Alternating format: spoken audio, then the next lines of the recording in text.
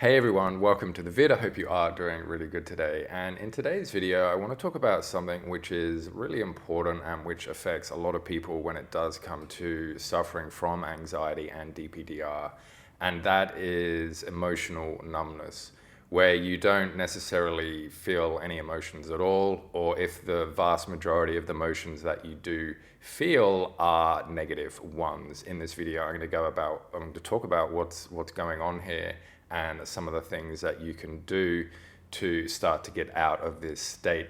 And if you are new to the channel, then welcome. My name is Dan, and I do help people overcome anxiety and DPDR using coaching techniques. And if you are a subscriber, then welcome back. So I get asked this a lot by the people that I coach one-on-one and also in comments about the thing of emotional numbness. You know, people will often say that I feel emotionally numb. I either just don't care about anything, which is apathy, or I can only feel bad things, you know, and it's really a difficult place to be. And I've been there myself. I know exactly what it feels like, and it's not a good place to be. And so right now it might be worth sort of mentioning that you are in the thick of it. And if you are somebody who is watching this, then you are somebody who probably is experiencing emotional numbness, and maybe you've had DPDR for quite a long time. So it is just worth recognizing that right now you're in a state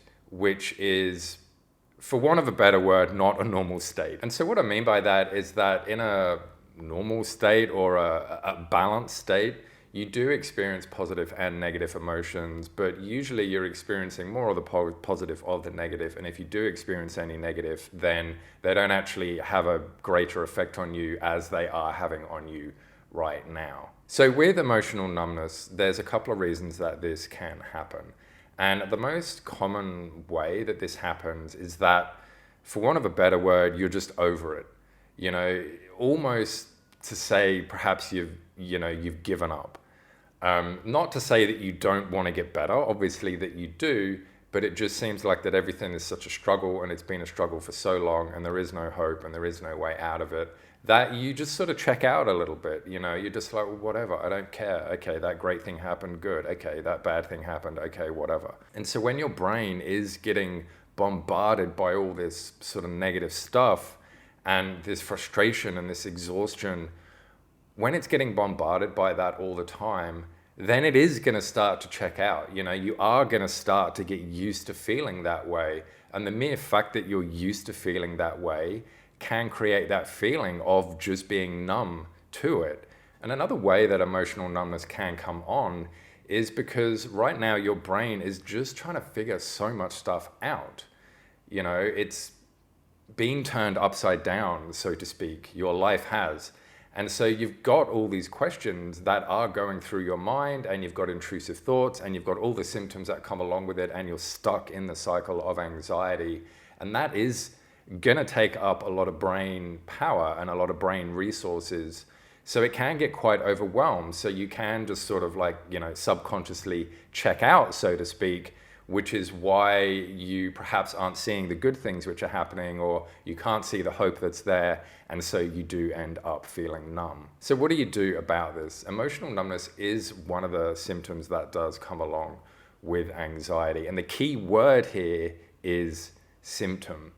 You know, so once the anxiety starts to lift, the emotional numbness is going to start to lift, and you are going to be able to start feeling things again. And I know you might be thinking right now that, well, I used to do all these things that I used to enjoy, but now I don't enjoy them. You know, I literally do not enjoy it. So are you just going to sit there and do nothing and just continue on as you are going right now?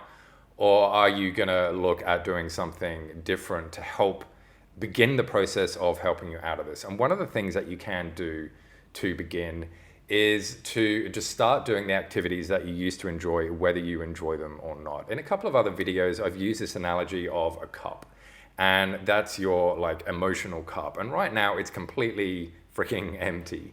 You know, so what you do is every time you do an activity, a little drip goes into that cup or bucket or whatever it is, you know, and it keeps going in and it keeps going in.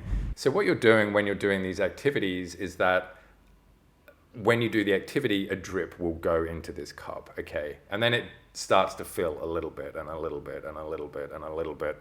And you might not still really feel anything when you're doing stuff, but the point is that you're starting to, remind yourself that you did enjoy this stuff, and you start to fill this cup. And eventually it is going to start to get bigger and bigger, and eventually it is going to start to overflow. And these emotions are going to start to come back, and that numbness that you're feeling is not going to be there anymore. It's going to get weaker and weaker as the cup fills up more and more and starts to overflow. So the point here is action. You're not going to be able to think your way out of this, and it's pretty much the thinking that got you into this in the first place. But you can't think your way out of it. You have to do. You have to do stuff. And Tony Robbins famously said, motion creates emotion. So actually doing stuff is going to help you. Even if you exercise or do whatever it is, eventually you're going to start filling that cup, and it is going to start to overflow. And what you really have to realize here too is that what you're experiencing right now, you aren't going to experience this forever. And I know that it can feel really difficult when you're in the moment thinking that it will feel like it forever. But here's a little test that I can prove to you that you won't feel like this forever. I want you to think back to a time where you were incredibly upset or incredibly angry or incredibly heartbroken, and you felt awful, and it went on for weeks and weeks, and nothing you did would change it. And you're like, oh, I'm going to feel this way forever. Do you still feel that way right now? And the answer, of course, is no, you don't feel that way, because our emotions do change over time, and these horrible feelings that we had in the past, they never stay the same. But if you tell to somebody who's literally just been dumped by their partner, don't worry, you'll be happy again, you're going to find somebody else, do you really think that they are going to listen to that and believe you? Of course they're not, because they're so overwhelmed with all the negative stuff, or they might just be feeling flat and emotionally numb and just like, well, yeah, I don't even see any way out of this right now.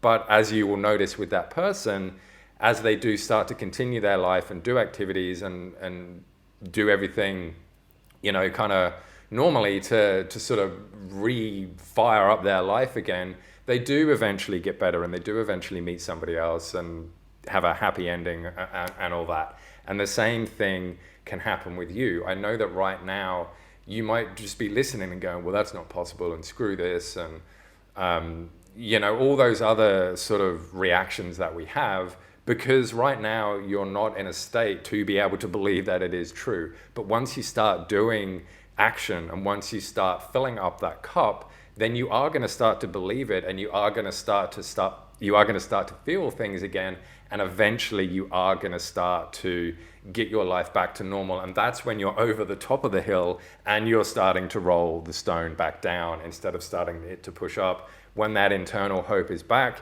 when that excitement starts to come back, when the goals and the dreams and the thinking about the future and the hope and the light at the end of the tunnel, when all that starts to come back, then you are going to be able, you're going to be able to propel this yourself. You're going to be your own self-perpetual motion machine.